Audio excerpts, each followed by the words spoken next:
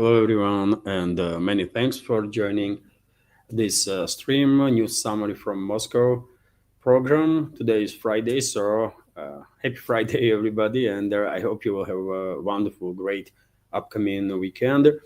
It's 10th of October. Now it's about 12 p.m. Moscow time, middle of the day. And as always, I have prepared quite a number of news on some major developments, and hopefully you will find this episode informative and useful. And if so, dear friends, please like the video, share if you can, leave some commentary. This will help to deal with the algorithm, and maybe video will reach wider audience. Also, after news segment, I will join community chat for a little while. And if you want to support my work, and if you have a question simultaneously or topic that you want to highlight, you can use super chat feature on Rumble. I'm streaming on both my channels on YouTube and Rumble, so you can use super chat feature there on Rumble, or Rant, as it's also called. You can send your questions through PayPal or Boosty platforms. Difference, of course, I will react first of all on that, and then I will go through chat as I always do. And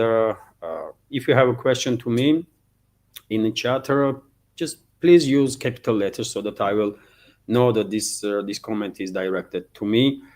And so, yes, this is it, I guess, for the intro. I do have prepared quite a number of news on some major developments, and you might struggle to believe in some of this news, by the way, as I did when I read it first. But nevertheless, let's go through news one by one. I will start with this report of RIA Novosti about work of Russian air defense systems past night. Information is based on update of Russian Defense Ministry. And 23 drones were intercepted, dear friends, past night. 23 drones that was launched by Western-backed terrorist regime of Zelensky with assistance of NATO to strike deep into Russian territory. 10 drones were intercepted over the Belgorod region, 10 over the Black Sea, and 3 drones over the Bryansk region. At this point, no reports about casualties as a result of this attempt to strike deep into Russia, or more or less significant damage. If any update on that, of course, I will share additional information on my Telegram and Twitter X pages in next update. Also, dear friends, I already reported this morning on my Telegram and Twitter X pages that last night Russian armed forces launched a long-range precision strikes against military, logistics, and energy infrastructure of this Western-backed terrorist regime of Zelensky. In the Kyiv direction, in direction of Sumy, Dnipropetrovsk, Chernigov, Kharkov, Cherkasy, Poltava, Zaporozhye, Kryvyi Rog, and several other areas. As a result of last night's strike, there was a blackout in Kyiv, and according to some reports that I see right before I launched this live stream, on the left bank of the Dnieper River in Kyiv, there is still shortages of electricity. If you remember, a couple of days ago, Zelensky was threatening Moscow with the blackouts, and now he's gonna deal with the blackout in Kyiv itself. And also, a number of channels are reporting that in the next several days, Russian armed forces allegedly plan to conduct even bigger strikes on energy infrastructure of this terrorist regime of Zelensky, which will, of course, make a situation for a regime there and their militaries even more difficult. Unfortunately, ordinary people will have to deal with this situation also, but we should understand that obviously energy is used for military purposes by Kyiv regime. They are powering military industrial complex, whatever is left of it.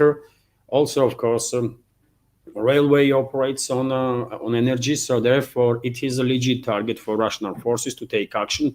And one should also keep in mind that this is more often than not retaliatory strikes from Russian side because of the terrorist activity of the Kyiv regime and its NATO backers that are trying constantly on regular basis to hit Russian energy facilities. So of course, Moscow would not tolerate that kind of activity and will strike back, and that's exactly what is happening. Also, dear friends, I'm quite sure majority of our community already knows that yesterday US President Donald Trump had received basically in White House President of Finland, Alexander Stubb, And I guess not surprisingly, one of the main topics of discussion was Russia. And US president at one point went to threaten Russia once again with some more sanctions and stuff like that. I can give you some shorter clip of Trump's statements yesterday. For example, this one.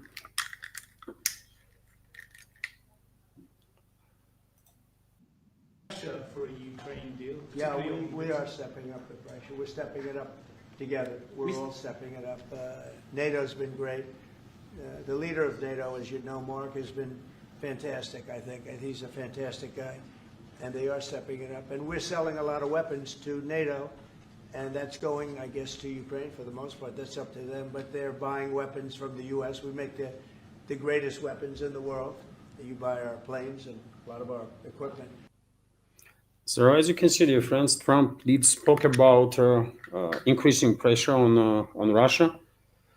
I guess he meant not just military pressure, and he spoke about transfer of weapons there, but also economical pressure. Although when it comes to economical pressure, it is not really that clear what else can Washington do at this point, or the collective West for that matter. They already imposed some around 30,000 sanctions. Some even argues that up to 40,000 sanctions were imposed if you count literally everything.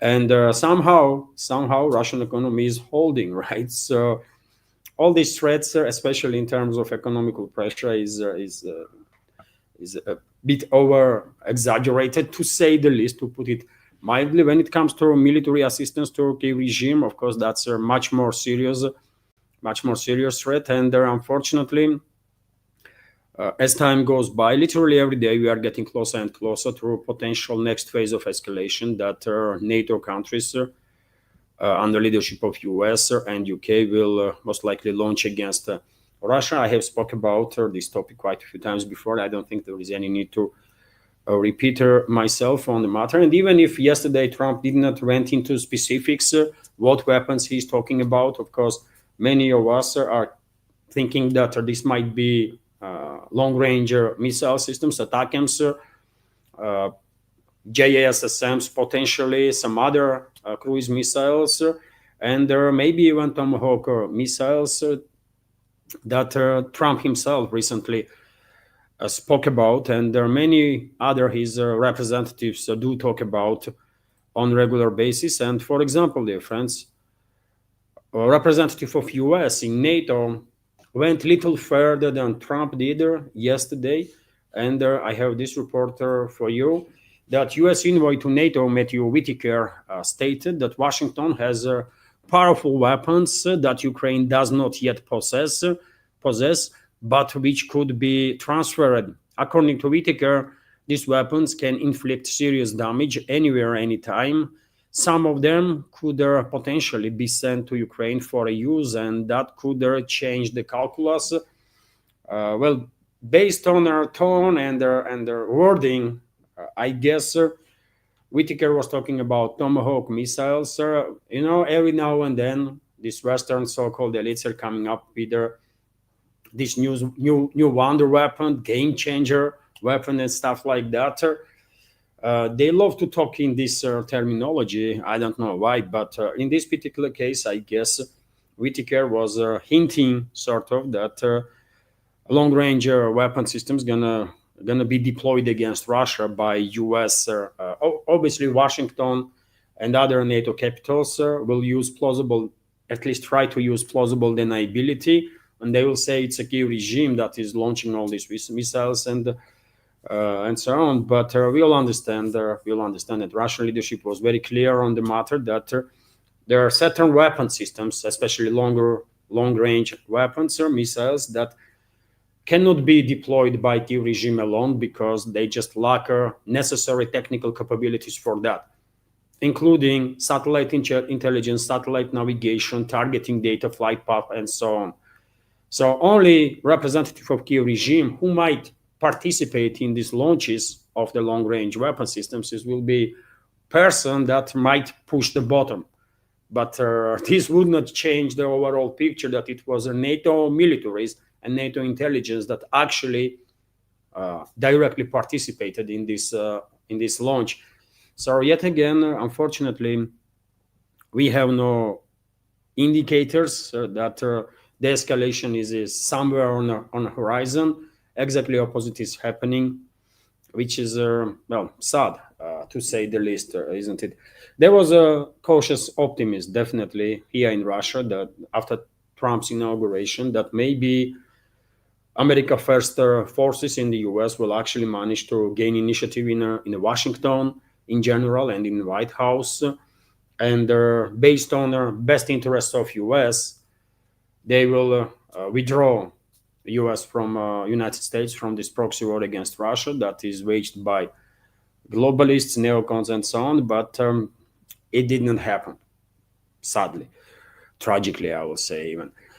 But it is what it is. Of course, Russia is ready to deal with whatever threats US or any other NATO member state gonna come up with. And I guess once they will go ahead with this next phase of escalation, Moscow will have no option, no matter how much Russian President Putin or some other high-ranking officials want to avoid escalation with NATO. I think once Western countries will launch this next phase of escalation, Moscow will not really have an option but to retaliate, and retaliate with such a force and their scale that after that, shortly after that, globalists, neocons, and their puppet regimes all over the West will have no option left but to capitulate.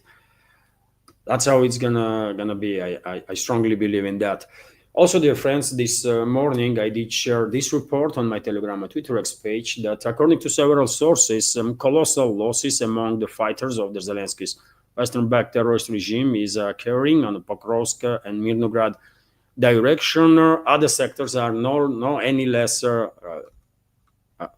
difficult and catastrophic for Kyiv regime, but this particular report is about Pokrovsk, Mirnograd direction, and I will show you now some short video, dear friends, in which you can see obliterated their entire grouping of forces of the Kyiv regime that was trying to move from Pokrovsk to Mirnograd. I guess there was some operations that they were planning there, but they've been spotted. And well, let me show you a video. You will see yourself what happened next.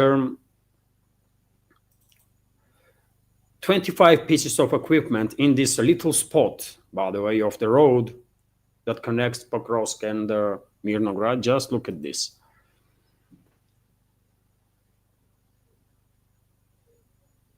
Entire grouping of forces of the Kyiv regime was literally just obliterated there. And this is war, man. This is what high-intensity war is looks like.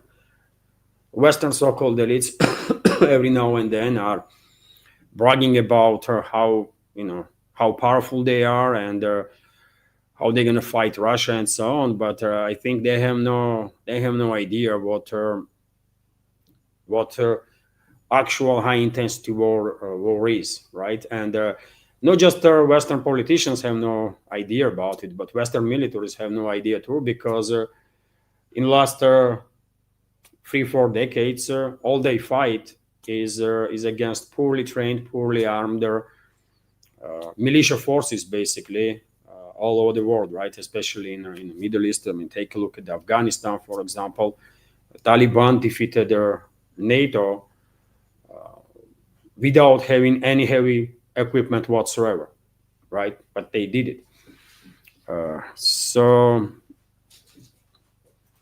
Well, it is of course unfortunate and tragic, by the way, that Western elites were able to provoke this bloody civil war inside the Russian world. But obviously, Russia has to defend itself, and well, unfortunately, there are so many casualties. And among Kyiv regime personnel that was neutralized in that grouping of forces, most likely there were a lot of the militaries that did not wanted to be there.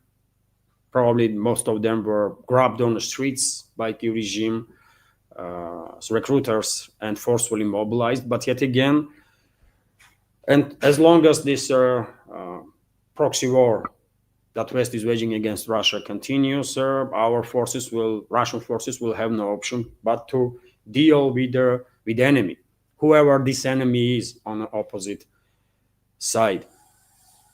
Let's continue. Let's continue with some other news, dear friends. And well, I have this report from RIA Novosti and many other media outlets also reported that unfortunately, yesterday, Russian MiG-31 fighter jet crashed in the Lipetsk region. So report is that at approximately 7:20 p.m. Moscow time, MiG-31 aircraft crashed during the landing after a scheduled training flight in the Lipetsk region. The crew ejected and there is no threat to their pilots' lives. Department Ministry of Defense basically noted that fighter jet crashed in an uninhabited area and was flying without munition.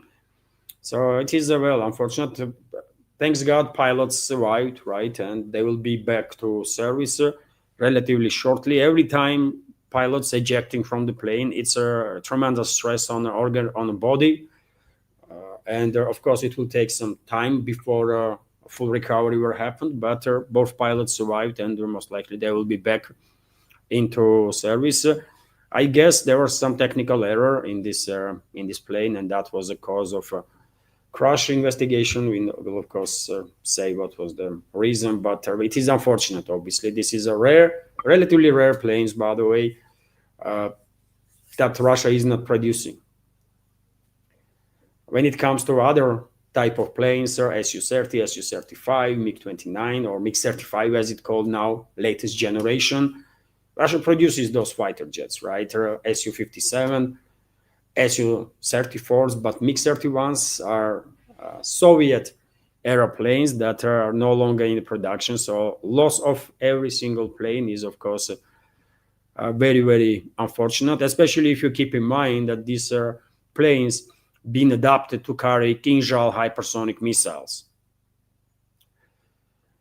But yes, I mean, things happen when you are operating with a large number of military equipment, ground military equipment or aerial. Sometimes some technical issues happen, and I mean, that's the life, right?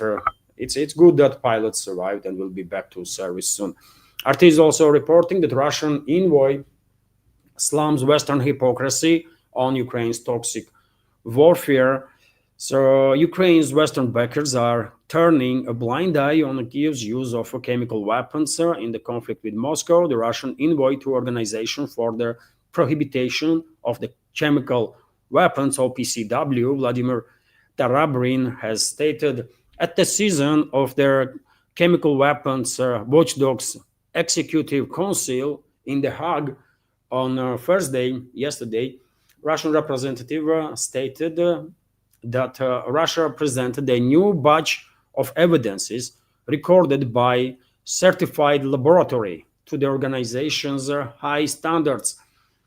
Russian forces discovered the Ukrainian improvised explosive devices contained test tubes filled with a mixture of toxic chemicals in the Donetsk People's Republic in May, Tarabrin stated. According to envoy, they contained a solution of chloroacetylpropan. It's difficult to pronounce, man. Chloroacetylphenone in chloropicin or something, chemicals that cause severe and lung irritation, and they're banned for use in warfare under the Chemical Weapons Convention. And this is quote, by the way, our opponents are striving to construct a parallel reality within the OPCW, one in which the Kyiv regime is portrayed as a bastion of democracy and freedom, responsible actor in international relations. At the same time, they deliberately turn the blind eye on their use of chemical weapons by the Ukrainian armed forces and ignore their existence of an entire network of laboratories in Ukraine dedicated to producing toxic chemicals and the chemical warfare agents. Tarabin stated, and he is of course on point there, 100% correct. Just yesterday, dear friends, I reported, isn't it, about yet another terrorist attack of Kyiv regime when they blew up ammonia pipeline. And I show you a video, isn't it? When from damaged pipeline, this ammonia and viper was spreading all over. And this is factual.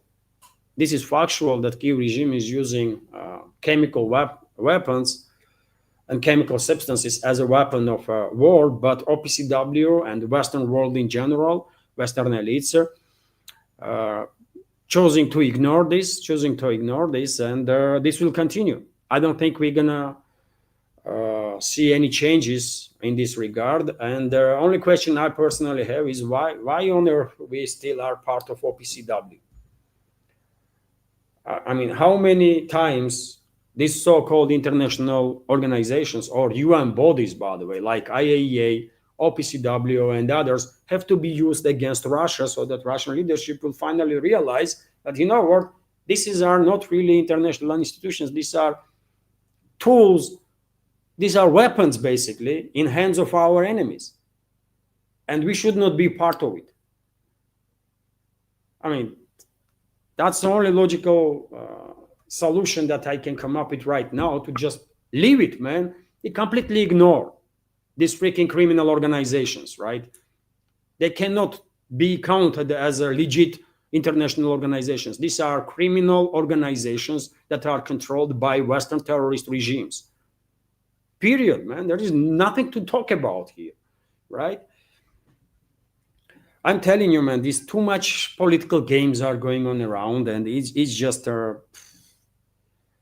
just makes no sense whatsoever, you know, makes no sense whatsoever. Russia should either demand a complete reorganization of these tools, these weapons in hands of West, or OPCW, IAEA, and all the others, or should leave them, right, and completely ignore after that. And I'm quite sure many other countries will follow. This world needs leaders, right? This world needs leaders, countries that will lead the charge against terrorist, mass murderers, genocidal, so-called elites of the West. And Russia definitely can be this leader, but for whatever reason, Moscow is refusing to take this responsibility, man. Which is, I don't know, man. Which is, I don't know how to explain. Moscow clearly has the opportunity to become a leader of this world, man, right? And Russian leadership is refusing to do so. Russian leadership is refusing to take this responsibility, man. What the hell? World is waiting for Russia, man, waiting. Anyways, let's continue, dear friends. RIA Novosti is reporting that, well, Israel government has approved a deal with Hamas, and as I reported yesterday, day before yesterday, ceasefire was agreed on, although Israel is not acting, is not honoring this ceasefire. Some withdrawal of Israeli troops has begun, and there are videos already circulating on internet depicting this withdrawal of Israeli forces, tanks, armored vehicles, and so on.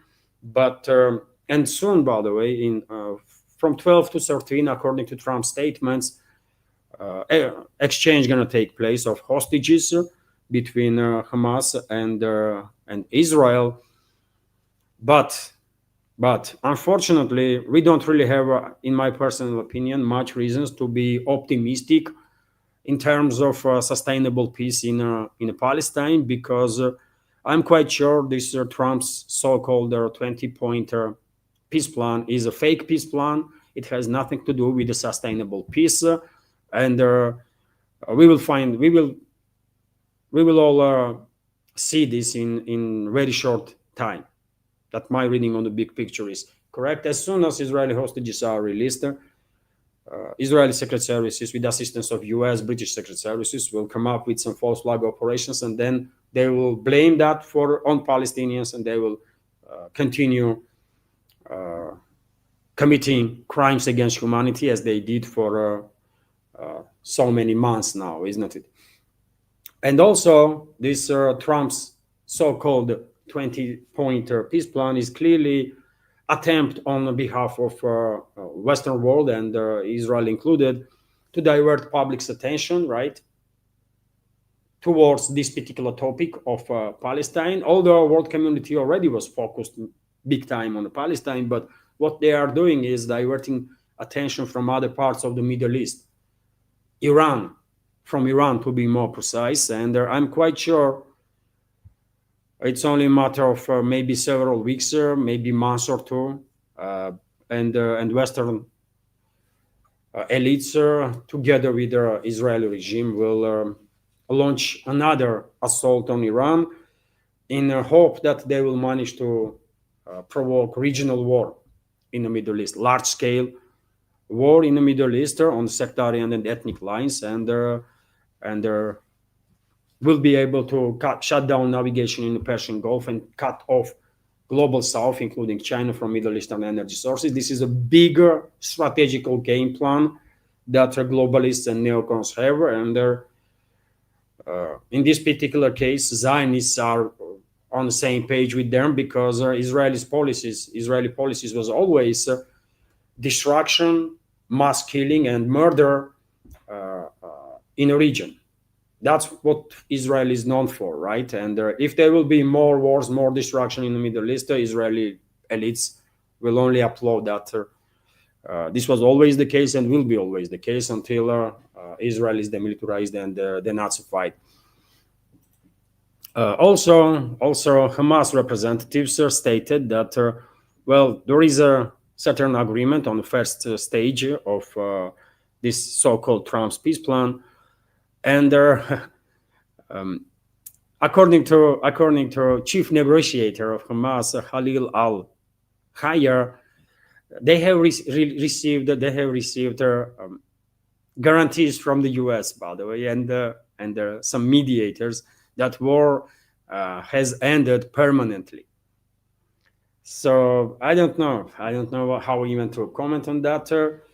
Of course, everyone, I guess, understands in Palestine that war is not over and will not be over until Israel is demilitarized and denazified, and temporary truce that will be used by Israel and its allies is definitely anything but peace. Just, let's be real here. Let's be real. And it's a shameful on part of this representative of Hamas to say that they received guarantees from US. Man, how you can say anything like that? Can you? I don't know, man. I don't have words. US issued guarantees. Are you serious, man? US, country that never ever honored anything, any agreement, or elites of the country that never honored any agreement they sign up for. What guarantees this individual is talking about? It's a crazy, man. But anyways, let's continue with some other news. US will send around 200 troops to Israel to monitor the ceasefire in the Gaza Strip. Associated Press reported about it, and well, I guess now it's 200, and soon it's might be, I don't know, 2,000, right? Because as I said, it will not take long before Israel and Israeli allies, first of all, US and UK, will resume genociding Palestinian people. It is what it is. US is already involved in this genocide. 31 billion US dollars have been spent by Washington to assist her, to kill Palestinians, basically. That's what US did. Washington allocated $31 billion to kill innocent Palestinians and help in genocide to Israelis, right? And they will continue to do so. I mean, let's not pretend, by the way, that things are different than they actually are. US is a terrorist state. US was created as a state of mass murderers. So let's be real here. They literally genocide local populations on a territory of modern United States, right? And since then, take a look at the history of US, by the way. All they do is killing people left and right. Ask Mexicans, by the way, for example. They also know. And many others. So let's not pretend that things are any different than they actually are, man. Enough of these games. And if Americans want their state to be respected, actually, in the world stage or by humanity, then let them reclaim their own country and do some reforms in regards to elite, so that some decent human beings will be in charge there. But until they have people in charge like I don't know, man, Trump, Biden, Bush, Obamas, and that kind of crap, right? Clintons and so on. I mean, no one gonna respect US, man. It's just not possible. Maybe people are afraid to say so openly, politicians, let's say, but do they really respect US? No, man. How you can respect this nation of mass murderers, man? Come on now. RT is reporting that Trump suggests throwing Spain out of NATO. This was a joke, I guess, when he said this, but he actually did. He actually did. He was not happy that Spain is not paying enough for military. I can show you. I can show you a video. Oh, sorry, this is not the one. I can show you video when Trump was talking about it. I guess he was like ironic, or maybe he was serious. Who knows, man? With this clown, you just never know. With this freaking clown, you never know, man. It was Spain. Spain. You have to call them and find why are they a laggard, and they're doing well too. You know, the funny thing, because of a lot of the things we've done, they're doing fine. They have no excuse not to do this, but that's all right. Maybe you should throw them out of NATO, frankly. So that's the attitude, by the way. I mean, of course, no one gonna throw out Spain from NATO, but this attitude is quite telling, isn't it? When they have these American elites or elites in the West in general, they have no respect to each other, man. They have no respect to their people of these countries, which is most important. They're talking about each other like I don't know, like you see there. You know, my English is not good enough to describe what I want to say correctly, but you can see yourself, isn't it? Extremely disrespectful elements, by the way, and they are struggling to hide this attitude. He's saying, like, throughout Spain, easy for it's nothing, right? Okay, throw out the Spain out of NATO, by the way. Who cares? Who cares? But attitude, man. Spanish people probably would not be happy that Trump is talking about this way about their country, even if they want Spain to leave the NATO. This attitude is, I guess, would not be received pleasantly. But anyways, let me continue. A few more news difference. Today we're gonna have a short news segment. Pakistani Air Force planes have struck positions in Kabul, Afghanistan, in an operation to eliminate the leader of Pakistani Taliban, Nur Wali Mahsoud. Reports are suggesting that this person, leader of Pakistani Taliban movement, was actually killed as a result of this strike.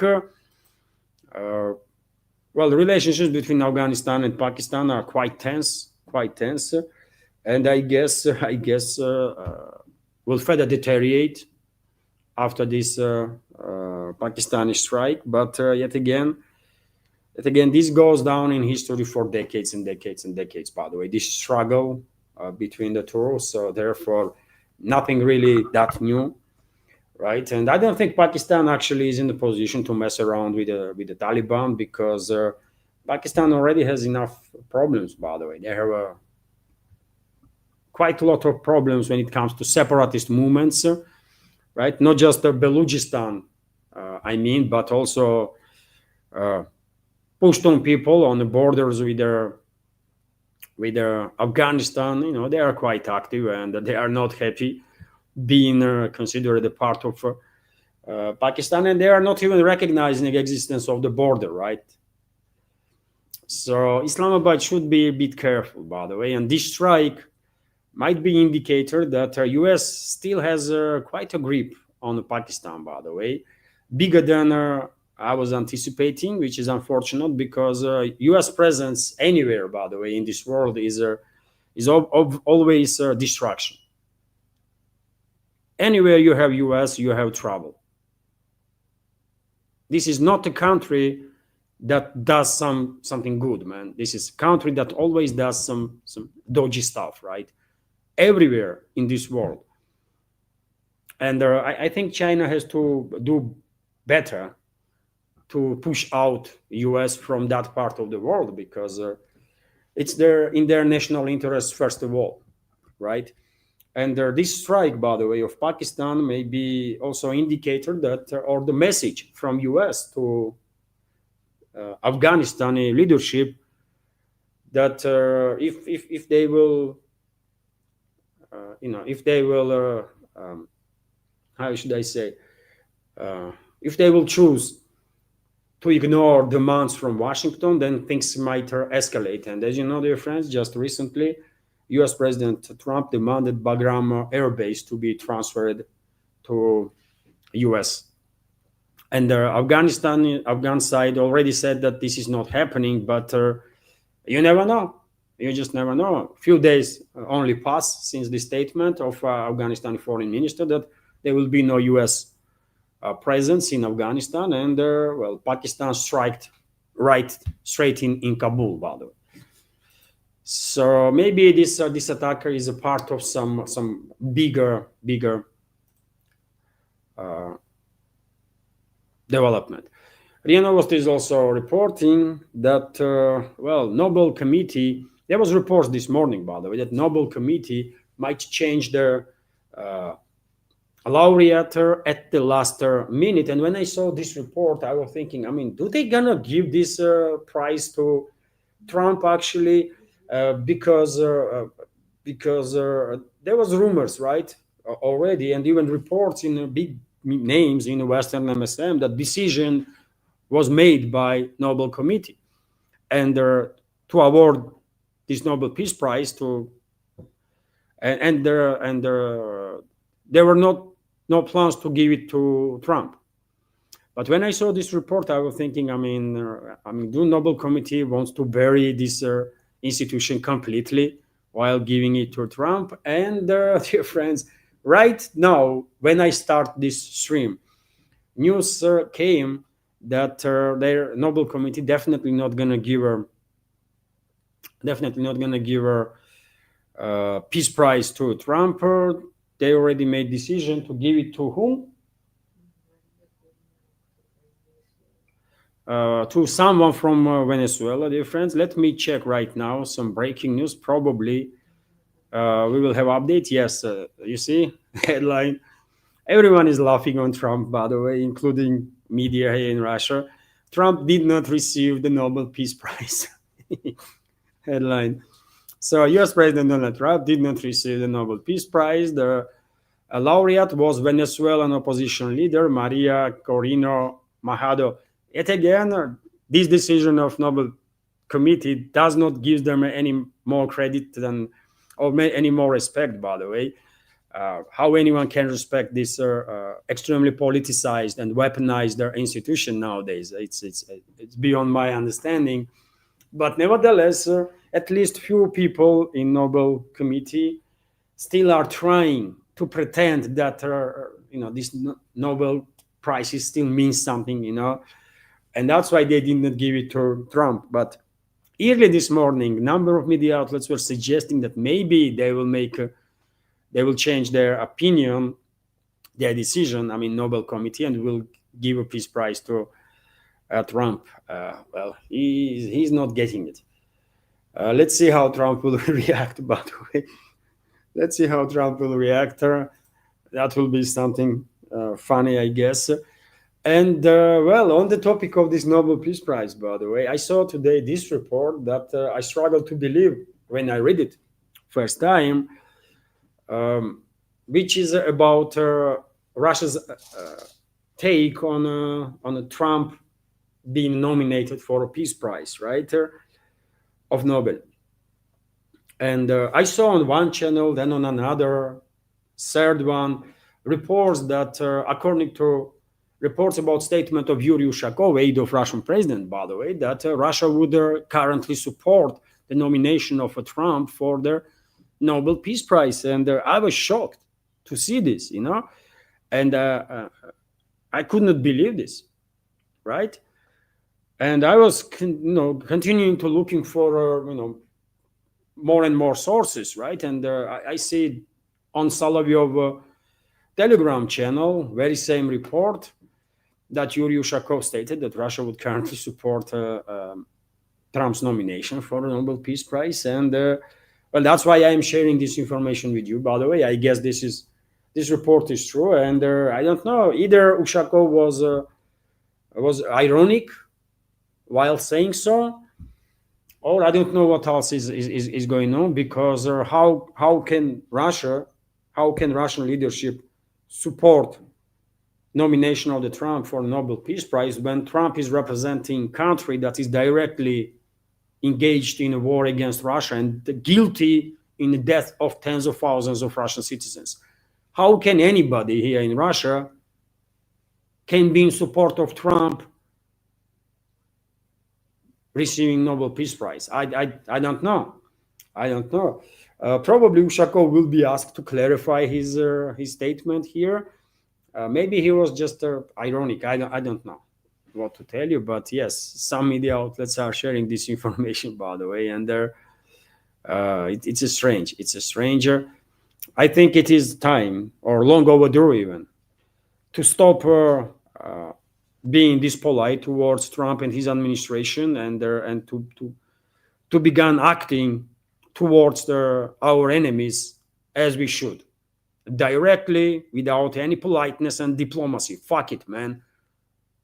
We have enemies that we have to obliterate. Period, man.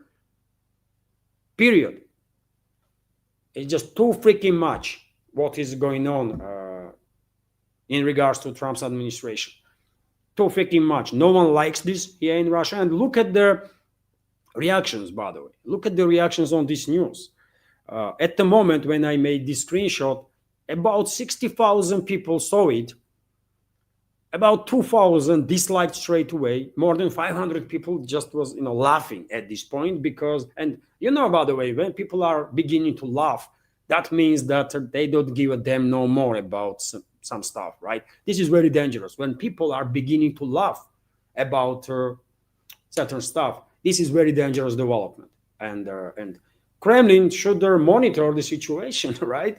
Because I think they might start losing public support big time. Maybe they are receiving some numbers that, 70-80% of people are in support and this and that. But you know what? 60,000 people saw this report on Solovyov Life, and Solovyov Life is a pro-Kremlin media outlet, right? Or affiliated with the Kremlin media outlet. And about 2,000 people straight dislike their information, 500 is laughing about it, 150 shared this emoji of confusion. What the hell? Only 43 liked their information out of 60,000, by the way. So it's quite a telling, isn't it? Of course, this is not some social study or something.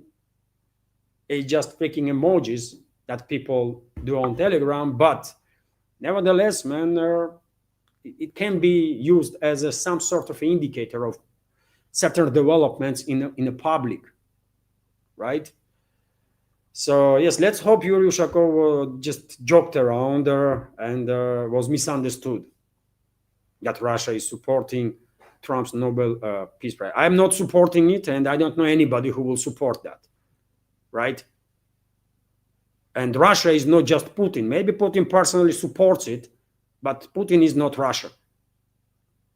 Putin is a part of Russia. And same can be said about Ushakov and every other official out there. Anyways, this is it for now, dear friends. I'm telling you, some crazy freaking times, crazy times, and there are some very crazy things are happening, as you can see. I struggle to believe in this news that Ushakov said that Russia is supporting Trump for peace prize. Oh man, it's embarrassing. But hopefully he was just joking, brother. Hopefully he was just joking there. And this is it for a new segment. It's still 45 minutes, but okay. Okay. Nevertheless, it's not too long, relatively shorter video. And dear friends, today is Friday, isn't it? And I will have a little bit of easy day. There will be no second update today, but later on this evening, I might publish interview. I would not say much about it, but maybe later this evening, I will publish interview on my YouTube and Rumble channels. Maybe I will publish interview first on my Patreon page as an exclusive for next 24 hours, and then I will publish it on YouTube and Rumble. Let's see. By the way, but I will have no second live stream today, evening live stream at 10. And when it comes to next week, dear friends, I have some big changes in the programming. I'm gonna double down on my work in the hope that maybe this project will receive maybe support for this project, and my work will increase, which will allow me to stay completely focused on this stuff full time. And so some changes are coming. Maybe I will have 3 live streams a day, like in the morning at 11, at 4 o'clock, midday, and at 10 o'clock in the evening, as TV channels do, by the way. They have in the morning update, in the middle of the day, and then late in the evening. So let's see. I'm still thinking about, but maybe I will do it for a week. Let's see if community is happy, and if a project is receiving support, then maybe I will continue that way. And dear friends, yesterday, right when I ended a live stream, yesterday late evening, there was a super chat on Rumble. There was a super chat on Rumble, by the way. And I could not highlight that super chat because, as you know, there is delay, isn't it? Like 5 or 10 seconds or 20 seconds delay in a live stream. And I already finished it. And exactly at that point, a member of our community donated through super chat. And let me highlight, dear friends, that super chat now. So just a second, dear friends. This morning, or it's middle of the day now, it's no longer morning, there was no super chatter during this stream, unfortunately, but maybe things will change. I don't know. So let me highlight this first.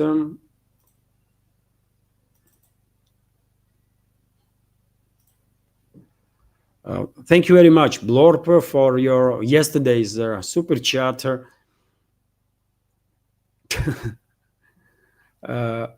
And Blorp is commenting, "Hi, can't speak in the shower.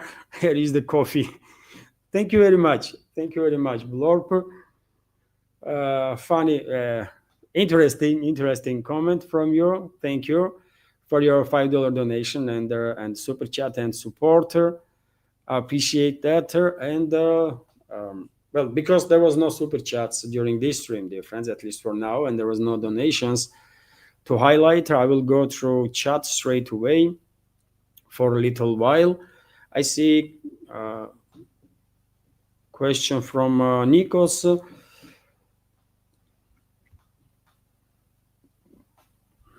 Trump can say things left and right, but Moscow and UN Putin have decided to move on, either with him giving permission to take more land or deploying ship convoys.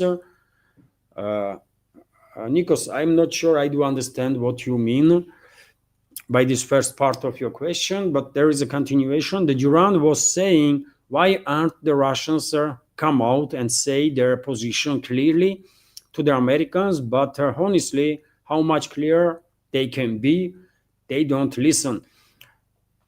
This part, the second part, I do understand perfectly well. I mean, how much more clear Russian leadership can actually be, really.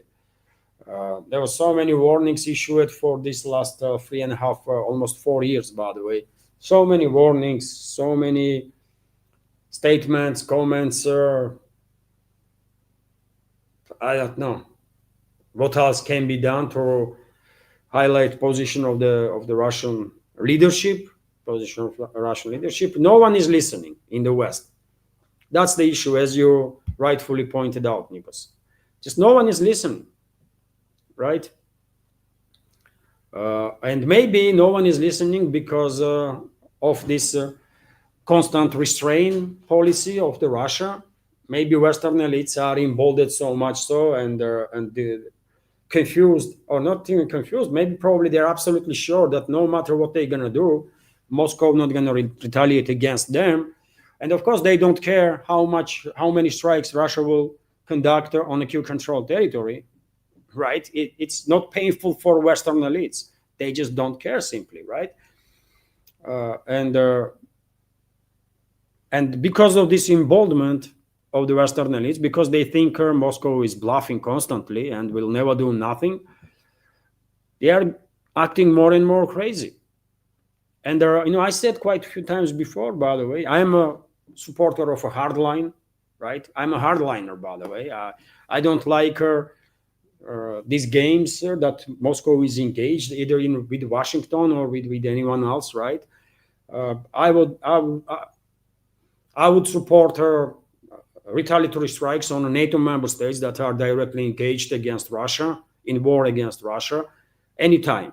I'm supporting that. Let's strike back, man, right? And I'm quite sure vast majority of society here is on the same page with me. We all support, majority of us, I believe, are in support of devastating retaliatory strikes on NATO countries, by the way. And if then World War III will begin and full-scale exchange of nuclear weapons, okay, we will die. We will all die, right? But it is embarrassing and extremely painful when NATO countries, it's better to die, by the way, but to live in shame, right? It's better to die standing than to live in shame. That's how it is. And horrible end is better than unending horror. That's my take on the situation. So if NATO countries don't care about future of their own countries and are striking back, striking on Russia, by the way, not striking back, but striking, doing first strike on Russia, as they did many times, all these Attack-M strikes, all these HIMARS strikes, Storm Shadow strikes, Scalp PG strikes, this all done by NATO countries, NATO militaries, right? And why didn't we retaliate?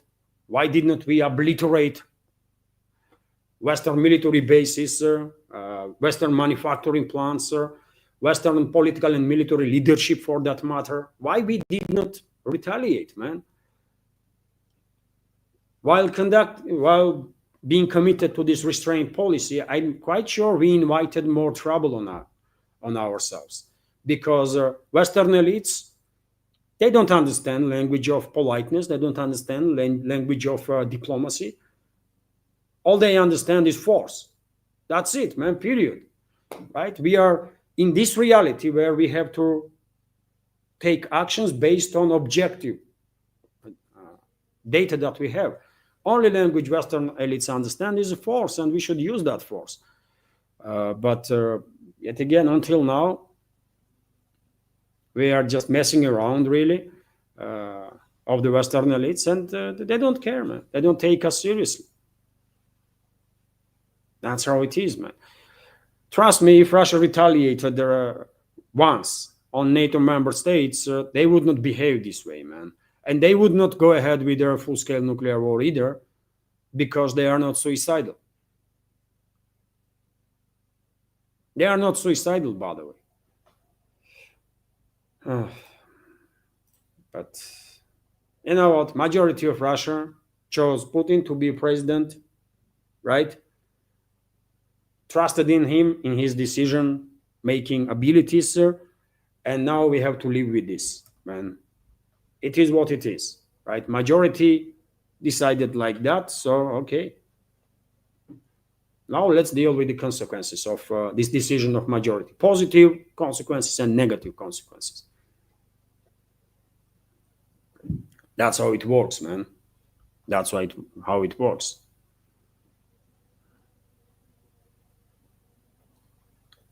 I'm scrolling now, dear friends. I see a question from Nathan Dunning. Levan, I heard today that Russia has transferred the nuclear-capable medium-range missile systems to Venezuela. Have you heard anything about this? No, and I don't think this is true. I don't think this is true. Russia would not transfer medium-range or especially nuclear-capable missiles to Venezuela or to Cuba even, right? Not now. If Moscow's policy towards the NATO, towards the US was different, then maybe Russia will transfer. Maybe we can then believe in the possibility that Russia would transfer to countries that are in difficult relationships with the US some long-range weapon systems. Not necessarily nuclear capable, but some long-range weapon systems.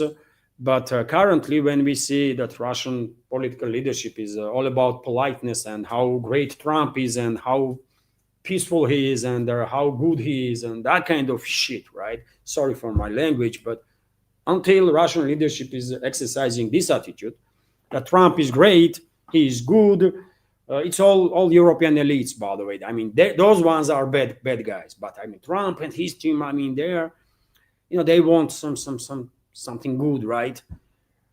I'm of course exaggerating and so on, but that's the attitude basically. That Trump is good, Europeans are bad, and because of the Europeans and their influence. Relationships between Moscow and Washington didn't work out, which is nonsense, by the way. Which is clear, pure nonsense. And if Putin really believes in this kind of stuff, then, well, I mean, he's quite old, man. Maybe he wants to go for a rest or something, live on a pension, right, and let their other people lead this country. Because enough is enough, for God's sake, man. We've been embarrassed on the world stage and many times, right? None of our positions being taken seriously by the West, by Western elites. They simply mocking us day-to-day basis. And this is painful, man. This is literally painful. For many people here in Russia that pays any attention to their stuff that is going on, right? They're fucking mocking us, man, day in, day out. And what we do, Ushakov is making statements that, Russia is supporting currently Trump's nomination for Nobel Peace Prize. Are you freaking kidding me, man? What are you talking about? US is killing tens of thousands of Russian citizens. Trump authorized just a few weeks ago transfer of a new military aid package for $500 million. Trump authorized transfer of 3,000 plus cruise missiles. Trump is talking about transfer of Tomahawk missiles also, and God knows what else. And you are saying that Russia is supporting. Don't speak under Russian name, man. You don't fucking know what Russia supports if you actually think that way. I'm talking about this Ushakov, man. Is he out of his freaking mind? Okay, let's continue. But Nathan, I don't think this is true. I don't. If someone like me was a president of Russia, then most likely yes, I would send nuclear weapons too. But Putin, no, man. He is looking for rapprochement with the U.S. leadership. I mean, he likes that Trump guy. I guess they have some. I don't know. Putin has some strange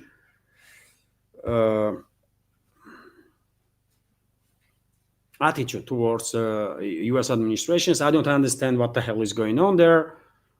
I can speculate, but I would not, right?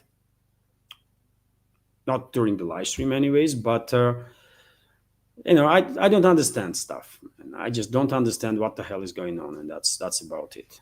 as an ordinary citizen, by the way. I mean, and I guess I'm not alone. Many others probably also don't understand, man. You know,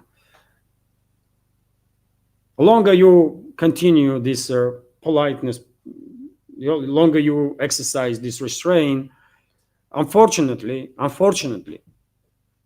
but more and more troubles you're going to invite on yourself when you are dealing with the Western elites, man. That's how it is. This is just reality. And seems like Russian leadership don't want to face this reality. They still are thinking that they might find some common ground with Washington and do some business with them. Holy moly, man. Wake up. Unbelievable, man.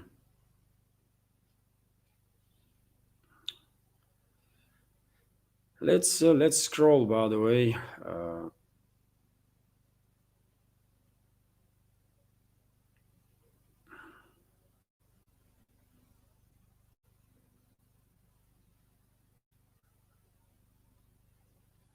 Also, Nathan is commenting very interesting information here. I read it that it will cost $700 million to repair Ukraine's energy grid as a result of last strike or as a result of all other strikes too. But yet again, I mean, who's gonna pay this 700 million to repair it now, for example, if it's even possible? The European taxpayers, by the way, they will, of course, right? Maybe US taxpayers also, because Trump is so keen to insult Russia, to damage Russia, to kill as many Russians as possible, and he is not even hiding this, right? It was Trump that says openly in the public that Russia is striking on Kyiv-controlled territory for no reason whatsoever, and he was saying this in response to, while commenting on the Russian retaliatory strike for Kyiv regimes or NATO strikes day prior, which killed Russian civilians, right? And Trump was basically mocking lives of Russian citizens while saying so, that Russia is striking on Kyiv-controlled territory for no reason whatsoever. So he's demonstrating, right, that he has no respect for Russia. He has no respect for lives of the Russian citizens. He's all about destroying Russia, by the way, as any other neocon, right? And the Russian leadership still operates in the way they operate. Okay, man. So yes, maybe US taxpayers will also pay this 700 million. I read this morning report that US Senate voted positively positively for Pentagon's budget for 2026. Budget will be 900 and something billion, and there is hundreds of millions of dollars in that Pentagon budget alone, by the way, for the regime too. So Trump loves to talk about that. US is no longer spending money on the Kyiv regime. Then what about those hundreds of millions of dollars that are allocated in the Pentagon's budget alone for the Kyiv regime? It's $500+ million, by the way. Is that not money, does not count, or what? And if you take into account all the other institutions that will be used to, flood Kyiv regime with money, we will begin to talk about billions and billions.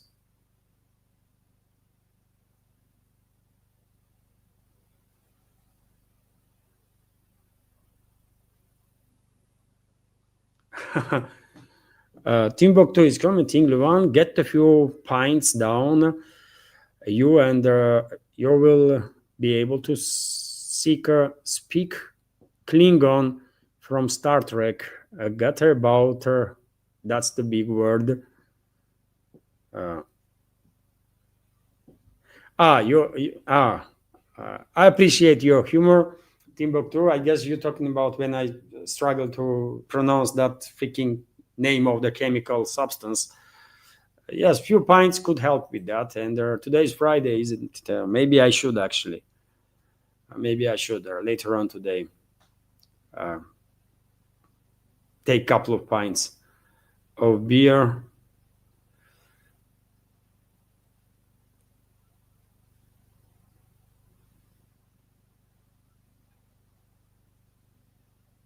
And so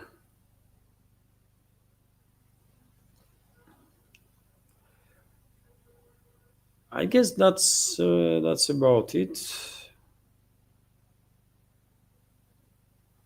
I'm scrolling, dear friends, looking for a question. Meanwhile, I will, just in case you want to support my work, dear friends, as you know, all the links are on this video description box. PayPal, Boosty, Patreon. Please subscribe to my Patreon if you can, and also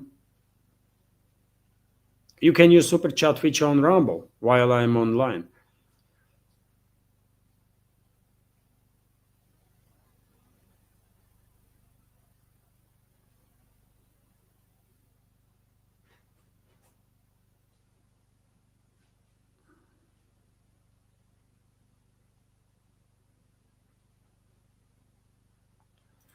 I see a comment from Barner account. Victor has at least been consistent, saying their conflict was avoidable.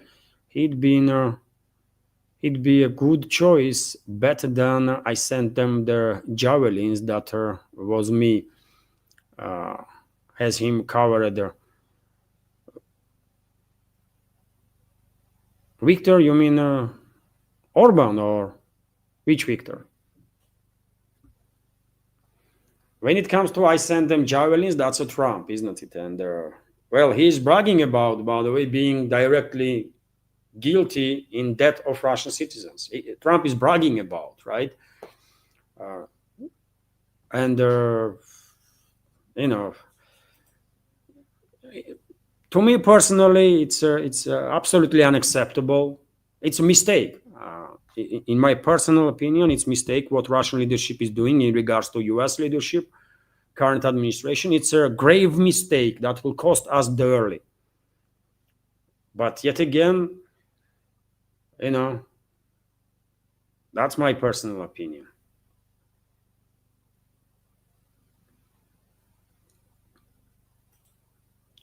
Nidish Kumar is commenting, Levander strikes game on Afghanistan right after they denied their U.S. military base. I already spoke about it, Nidish, isn't it? I mentioned the Pakistani strikes on Afghanistan, and I also connected to decision of Kabul not to, or statements of Afghanistan foreign minister not to allow American militaries back on Bagram Air Base. And maybe while striking on Kabul, U.S. was, through Pakistani hands, U.S. was sending kind of message to Afghanistan leadership. Could be the case, by the way, because these are dirty people, right? U.S. elites, these are most disgraceful human beings you will ever see. That's what U.S. elites are, by the way. From Trump to Rubio to you pick anyone, by the way, in U.S. political class, it's a disgrace of humanity, right? You're not going to be mistaken, by the way. You can say straight away, this is a scum of humanity, and you'll be right. Same can be said about Western so-called elites in general. There is not a single decent human being there, right? These are tremendously dirty, freaking animals, man. That's what they are. And they should not be treated as a decent human beings or human beings at all, right? That's my take, man. You don't treat rabid animal with any politeness. You just do what is necessary. And that's what Western elites are, rabid animals, right? And they should be dealt accordingly. It's just true of life, man. I'm not like extra aggressive or something. I'm just saying how it is, man. This is real talk, right? You cannot be polite to a bully, man. You cannot be polite to a rabid dog, because you will get bitten and then you will die. If you don't take freaking vaccines or something. But you definitely cannot negotiate nothing with a rabid dog, can you? So you cannot negotiate nothing with the Western so-called elites, man. You just cannot. And any attempt is a waste of time. And by doing so, you are inviting more trouble on yourself. It's just true, man. True. That unfortunately, not that many people are willing to say it openly.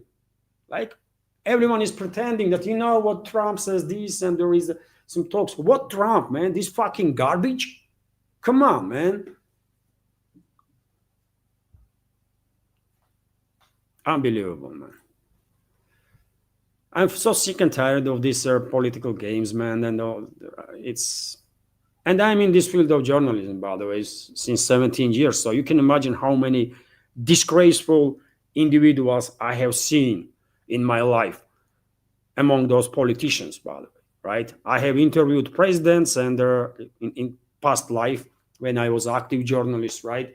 All sorts of high-ranking officials, by the way, from different countries, and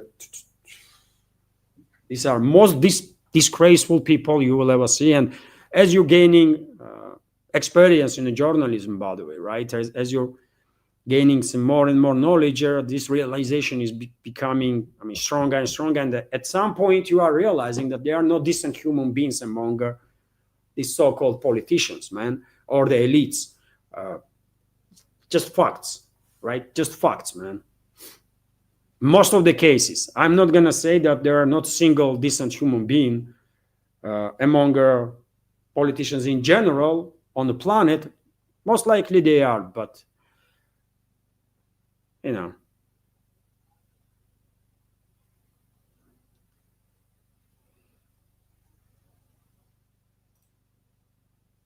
Nikos is also commenting, Daniela Weiss is being nominated for a Nobel Peace Prize. Yes, I reported about it. Do you think Trump is a worse choice? Trump's nomination would finally kill this. To me personally, Nobel Committee is killed already. It's dead, right? I simply don't care. I have no respect for that garbage, right? But for some people, it maybe still means something. And Trump's nomination would finally eliminate whatever was left or is left in eyes of those other people from reputation of the Nobel Committee, right? But yet again, nominating this Venezuelan so-called opposition figure is also a political decision, isn't it? What for exactly that creature was nominated for a Nobel Peace Prize? What she did for this humanity? Like he stopped what exactly? What wars that person stopped? What that person did? Anything good in her lives ever? I don't know. You don't know either. I'm quite sure, Nikos. So. No one knows, man. It's a political decision. You know what decision is related to, right? That person will most likely be chosen as a replacement of Maduro, probably already been chosen as a replacement of Maduro. And when US will go ahead with decapitation strike on Venezuela, who they gonna put there as a president of Venezuela? That creature, man. And they will brag about, Nobel Peace Prize, a laureate and a great human being. And no one would ask in Western so-called media, because there is no journalists left there, how this person is a decent person, first of all, and for what exactly she get that Nobel Peace Prize. No one will ask, and no one will give you an answer, because did you ever receive an answer why Obama was given a peace prize, Nobel Peace Prize? No. It's this Nobel Committee is extremely politicized and extremely weaponized tool, by the way, in hands of Western elites. That's all it is, man. And if anybody has any respect for that, well, I feel sorry for those people, man. That's it.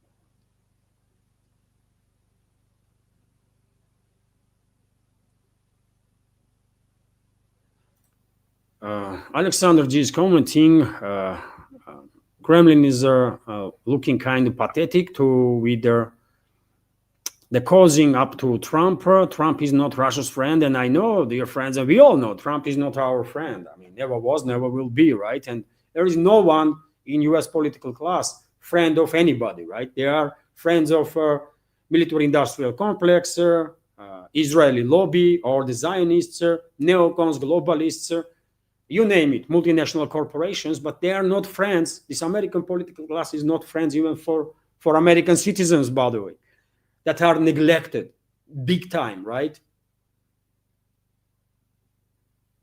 And of course, they are not friends of Russia. Of course, man, of course, and that's why it's a it's heartbreaking, man. It's a heartbreaking to see this stuff is happening. I'm not saying that what use some insulting language towards Trump or do some that kind of crazy stuff. No, man, I can use any language I want, but obviously presidents and high-ranking officials cannot. They have different position. I am just a blogger, by the way, right? But at least don't be this polite or naive, for God's sake. Maybe they really are this naive, man. I don't know. Maybe Russian president or his team is that naive that they think still to nowadays that they can find common ground with Washington, Trump's administration, and achieve some positivity out of it. Or maybe they are just that naive, man, which is difficult to actually believe in. I mean, there was no naive people in the KGB of USSR, right? So Putin is anything but naive. But he is getting older and older, and you know how grandpas operate. They becoming like little kids themselves at some point, right? Age does certain tricks with us, right? In 20, 30 years, by the way, of course, I'm going to be older, and I'm not going to have energy much, right? And my mindset will change probably. I'll become much more kinder, because that's what age does with us. We burn kids, babies, and when we get older, we kind of transforming into babies again. Our mental capabilities are not as great, right? With age, and our psychological strength is not necessarily there no more, and that kind of stuff, man. Age does some tricks with us, and maybe not maybe, definitely it does tricks with Putin too, man. He might be in a relatively good shape, but I don't understand what he's doing, man. I just don't understand. It's I know many people that have no freaking idea what the hell is going on, and it is what it is, man. But yet again, majority chose this president. Okay, now we're gonna live with the consequences, good and bad consequences. But that's how system works, man. And it is what it is. We've been insulted on daily basis by the West, and we are just freaking talking day in, day out, and warnings and warnings. And come on, man. At least don't say nothing, because people are laughing, man.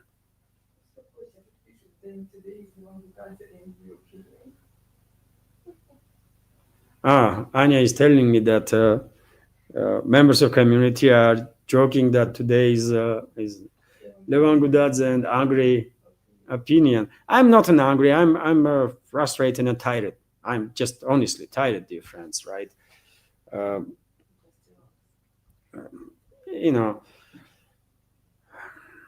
And I'm telling you, with this restraint and with this kind of policies, we are inviting more trouble on ourselves. I'm 100% convinced in that. And this does makes me angry, sort of, because we should not go through this stuff, man, right? If our policy was very different, and for God's sake, man, maybe Putin has some education, but I also do have some education, right? I finished best university in Georgia. I'm studying all my life. I'm working in journalism all my life. So I do know stuff or two, right? And I would not accept the idea that someone has bigger intellect than I do. No, man. And therefore, I really think certain people in Russian leadership are just wrong. They are making wrong decisions, and these wrong decisions are inviting pain on our country and our people, man, and more trouble. And this is disturbing. That's all I'm saying. I'm not really, or maybe I'm angry, man. Maybe I am, and tired. But you want a real talk? That's how it is, man. And I'm quite sure if you go on the streets, by the way, and talk to 100 people, first 100 people that pays any attention to all these developments, majority will be on the same page with me, man. Majority, right? Will be on the same page because, you know,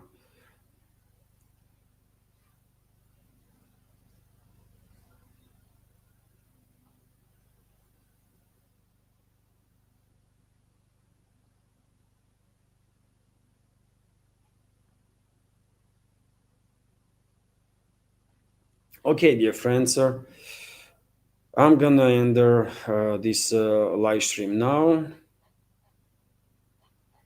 It's more than 2 hours, isn't it? It's 1.5 hour, 1.5 hour. But anyways, you see, I'm a bit emotional, so it's better if I will end the live stream now, because I'm less informative when I'm emotional, right? And no one cares about my emotions. I myself don't care about my emotions, so it's not productive. It's not really productive. So okay, dear friends, I will end the live stream on that. Hopefully you did like the news segment of it. Question time, I just share my honest opinions on certain things. By the way, you might agree with me, disagree. Um, you know, it's all fine, isn't it? And I will try to have a little rest. Maybe tomorrow I will take day off so that for next week I will be in a better shape. Because yes, all this new stuff, by the way, is getting will get to you if you are working in this field, right? So some break is necessary time to time. Okay, dear friends. Have a wonderful day. Great upcoming weekend. Thank you for your time, for your attention, support, and take care. Bye for now.